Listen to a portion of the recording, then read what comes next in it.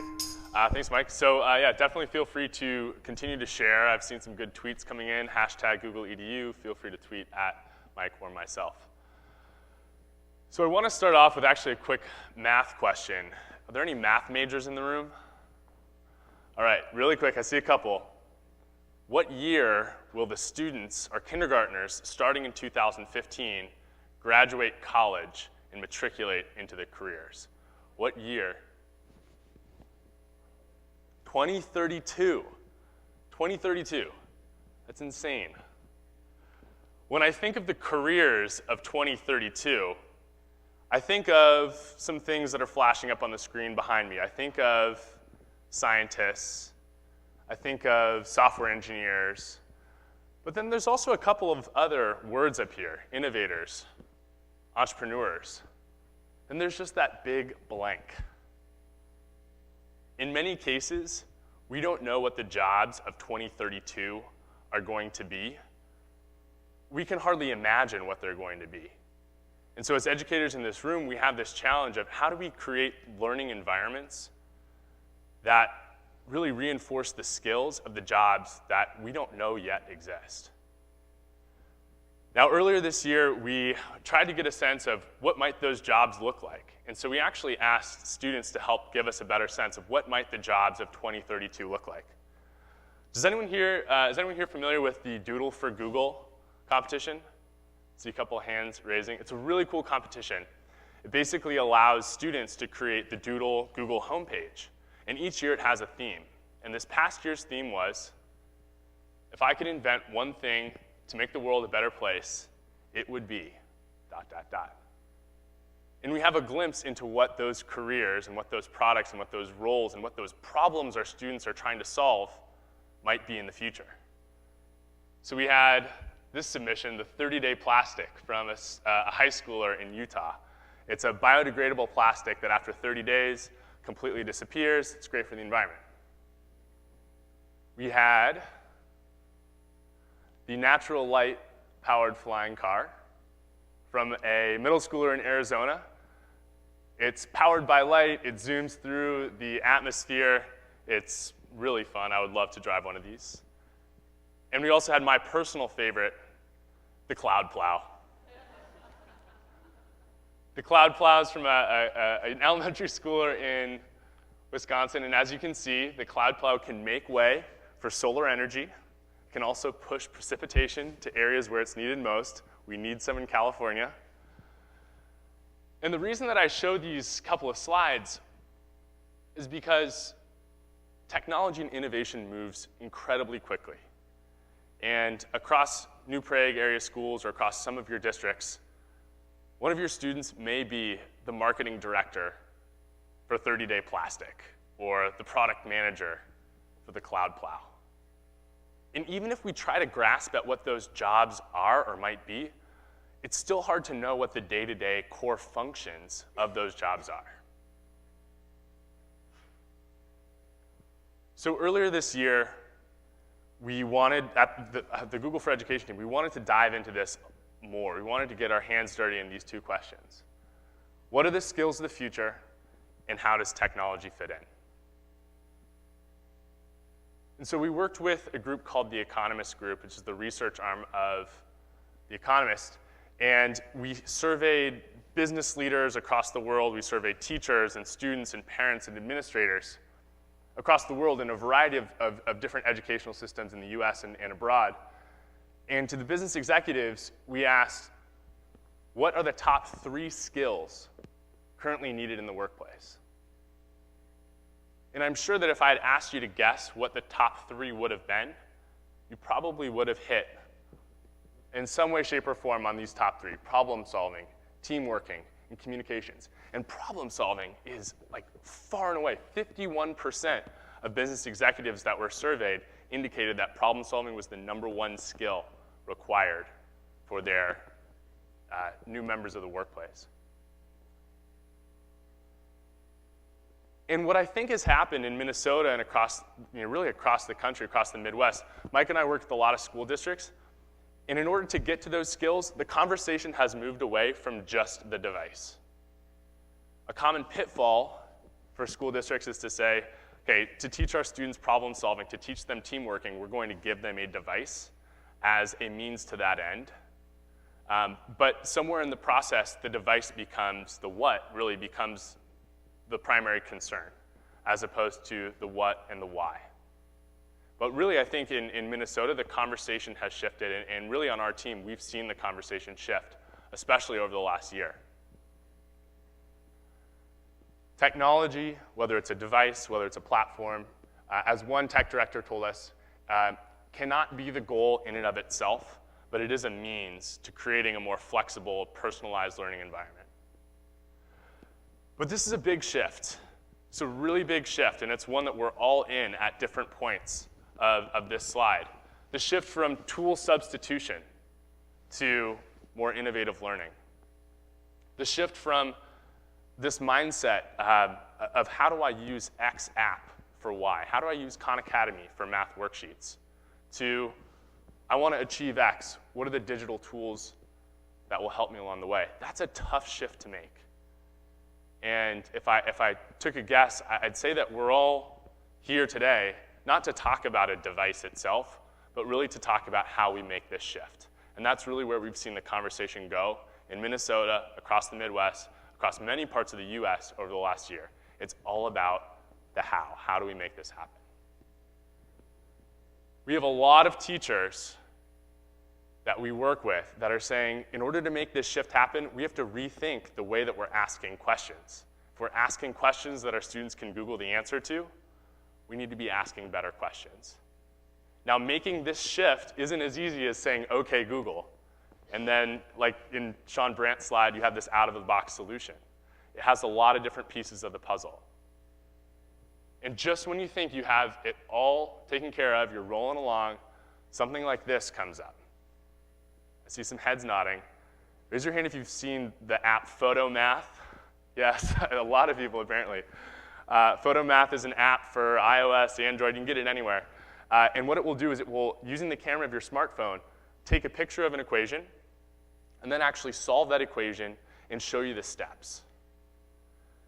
And so I think this begs the question, what does problem solving need to look like if this is a tool available in all of our students' pockets? And so as I mentioned, the conversation isn't as much about the why or the what. It's really about the how. And so as you heard from Bloomington and from New Prague, we're really just going to offer a couple of really innovative stories of how districts are approaching this shift. And you've seen this slide a couple of times now. Vision and leadership, culture, funding and sustainability, learning approach, PD, tech, and community.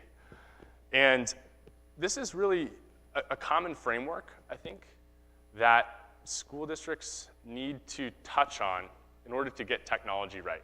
It's not a checklist. It's not, okay, yep, we did PD. All right, cool, we're done.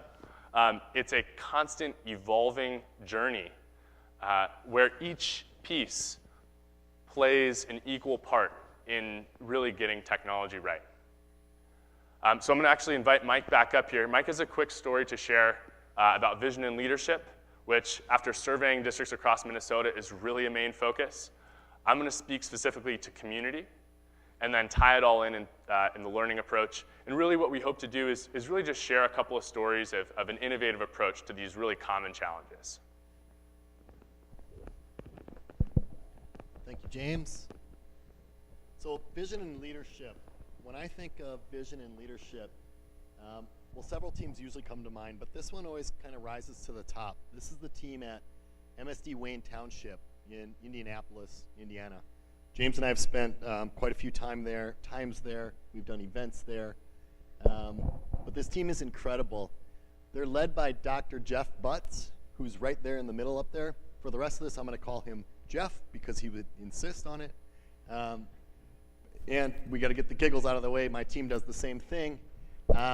Jeff and his team, though, they're amazing people. And Jeff says he's also surrounded by the best team he's ever worked with. And when I think of Jeff, I think of Coach Taylor. Who's seen Friday Night Lights? Please, a couple? Yeah.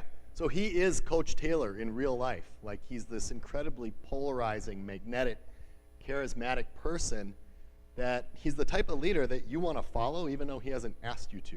Like, you just literally want to follow this guy around and be part of his world. A little background on MSD Wayne. There are about 16,000 students. They are 75% free and reduced lunch, and of that, 65% of the students receive free lunch. So you can imagine the poverty in this city. 3 out of 4 kids do come from poverty. And Jeff told me that most of his students have not been to downtown Indianapolis to see the beauty of it, to see the parks that James and I got to go walk around, to have lunch down there, to have dinner down there, to see the skyscrapers. They're 10 minutes from downtown, guys. So I said, Jeff, this is incredible. How do you do this? You have like thousands of digital tools all over the place, and your team's so well put together, and the kids are so happy, and everyone's so excited to have the Google team there.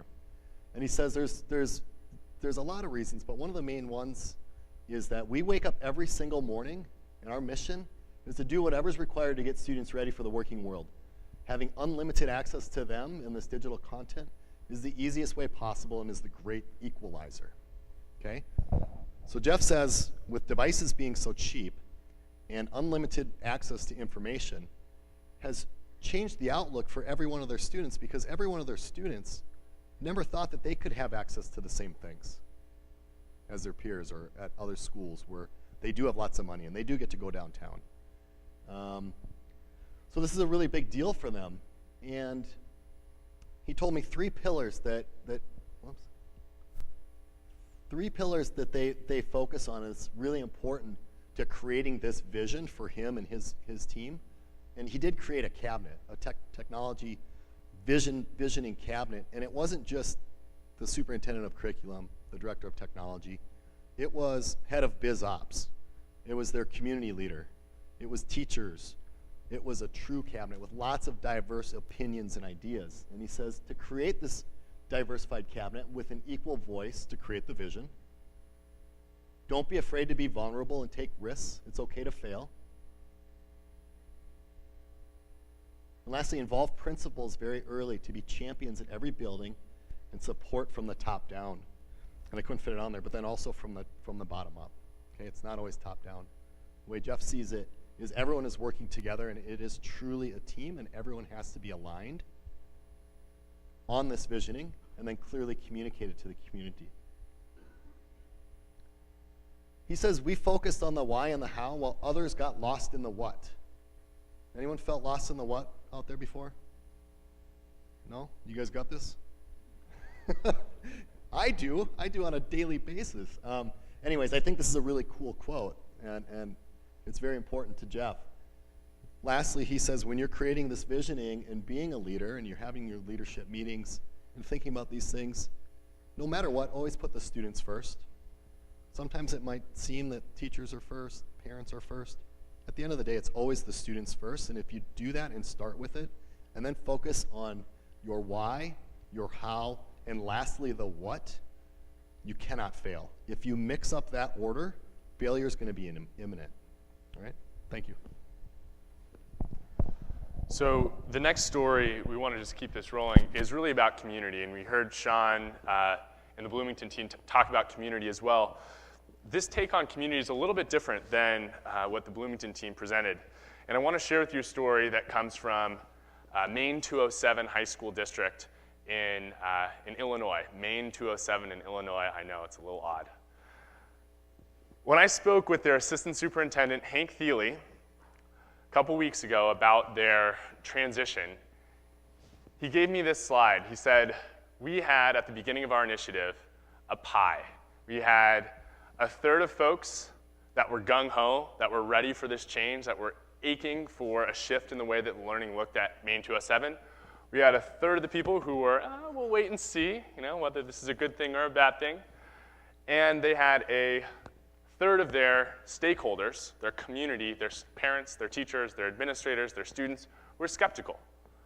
Right? This probably isn't dissimilar to your families or your colleagues at your work environment.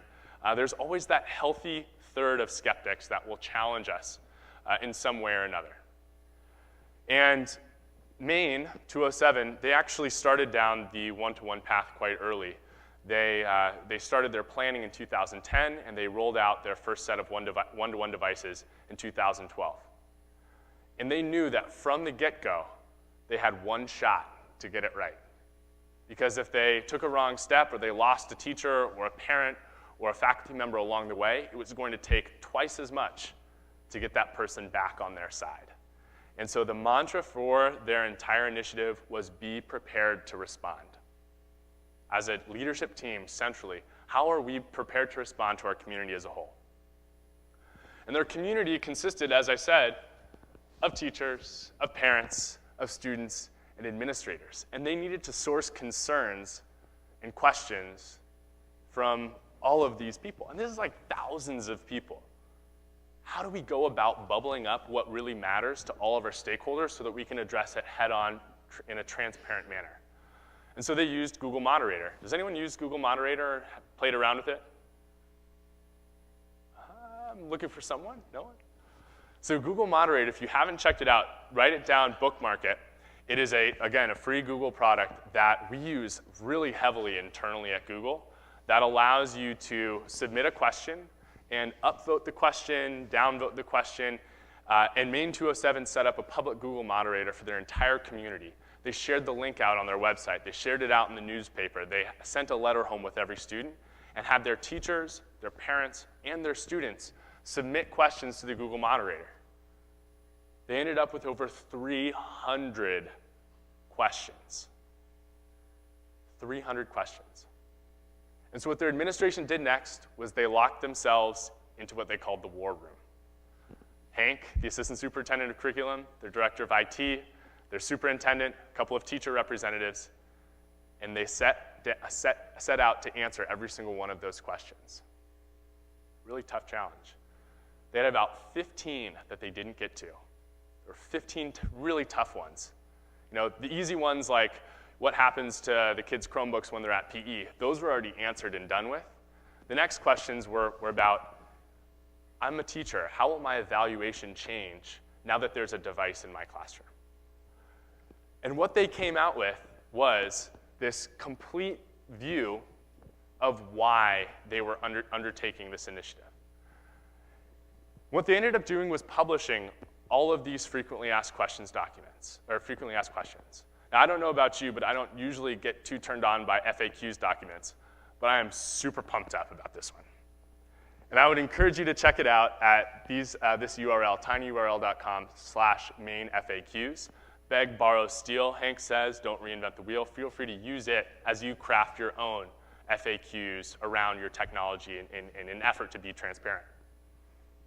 And Hank also dealt, back in 2010, 2012, he dealt with a lot of fear, uncertainty, and doubt, FUD, around moving to the cloud, moving to software that wasn't hosted locally, a different way of doing things.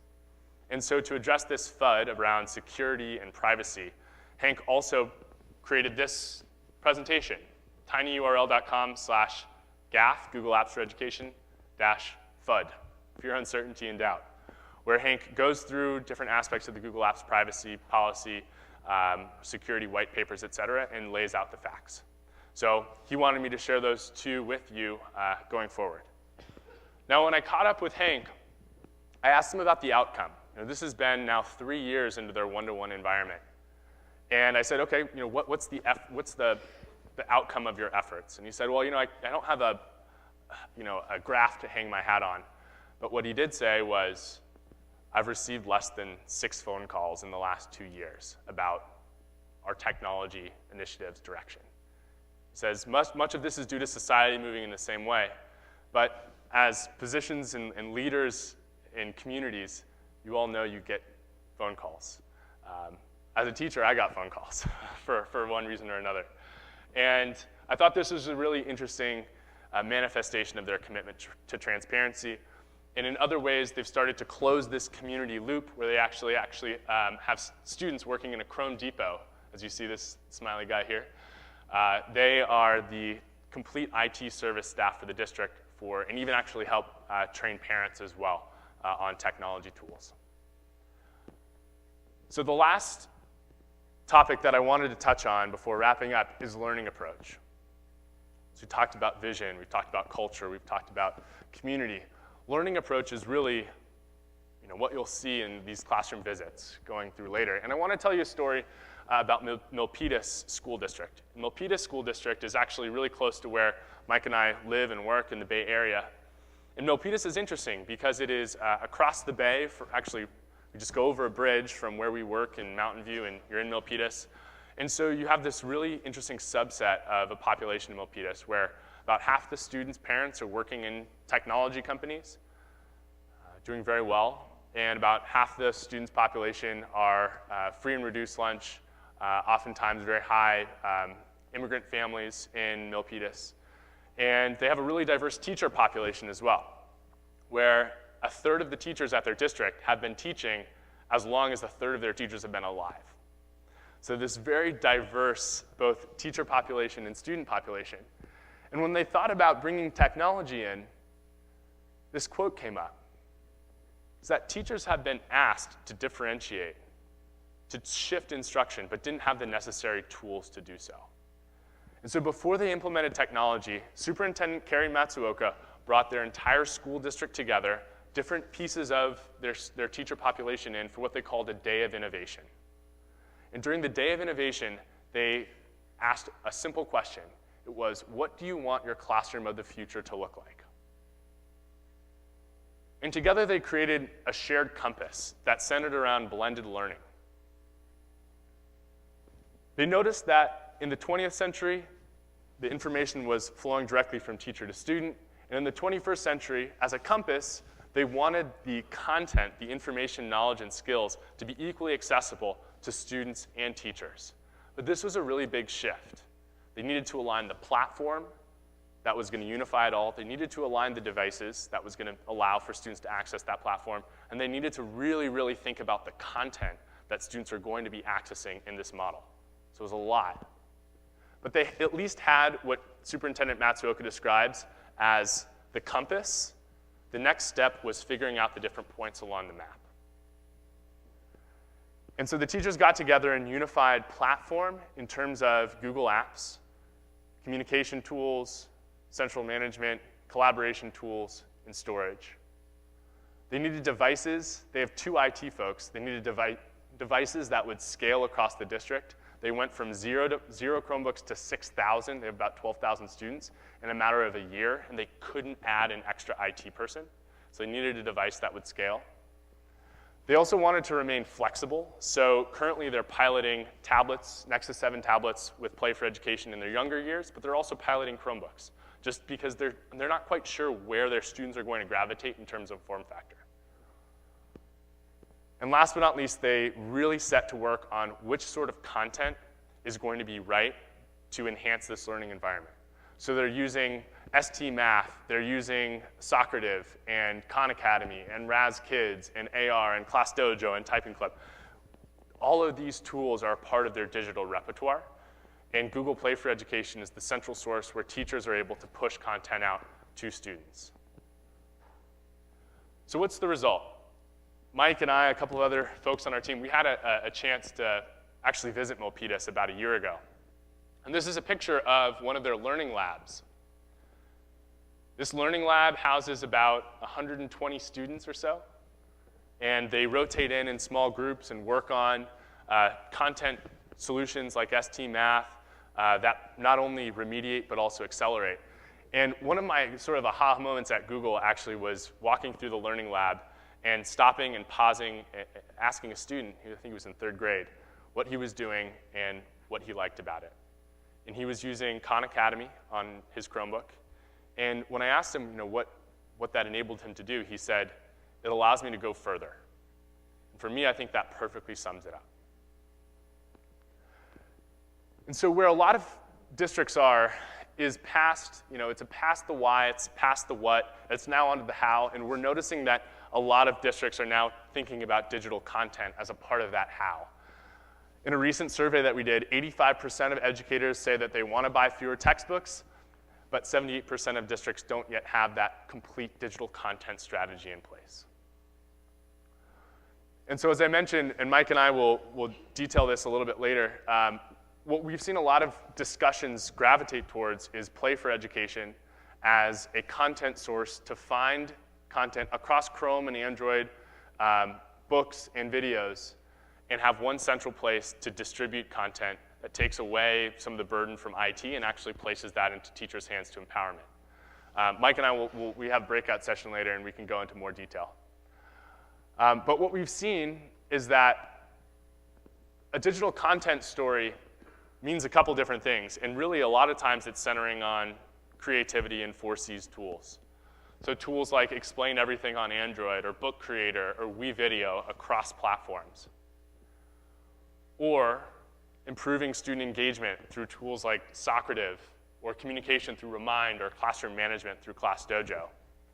Or at the younger grades, using literacy and STEM apps, whether they're on Chrome or Android, to build mastery through individual practice. And we're happy to dive through. I know that the content world is, you could spend 2 hours just talking about content. We're happy to dive into some of the trends that we've seen on the Google for Education team.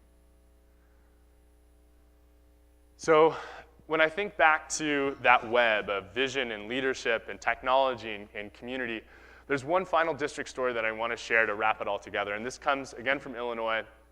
Community Consolidated School District 59, they're a K-8 school district, and their assistant superintendent, Ben Gray, has this wonderful quote about technology's ability to amplify student potential.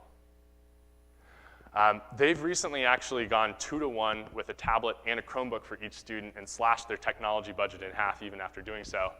And they were asked to present at the Future Ready Schools conference at the White House back in November.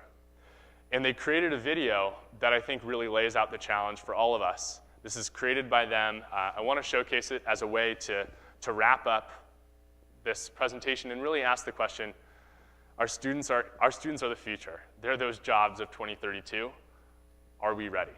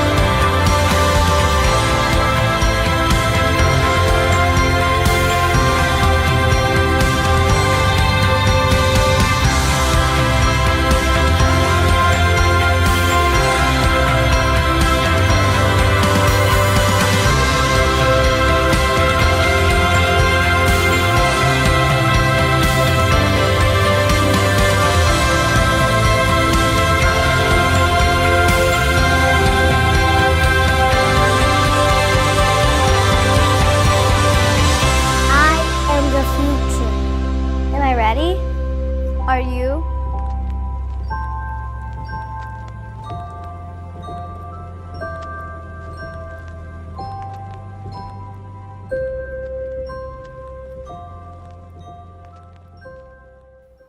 So as we go through the rest of the day, we won't be sitting in this sort of classroom environment. There will be no sit and get for the rest of the day. But I'd like you just to consider this question. Our students of the future, they're ready. Are we? So with that, I'm going to pass it back over to Tony, And Tony's going to lay out sort of the different breakout sessions, and really the rest of the day is all about working together, exchanging ideas. You've heard a lot this morning. Now it's time to digest and apply and think differently. So I'm excited to pass it over to Tony, who has all of our logistics for the next hour. Let's have a round of applause for Mike and James.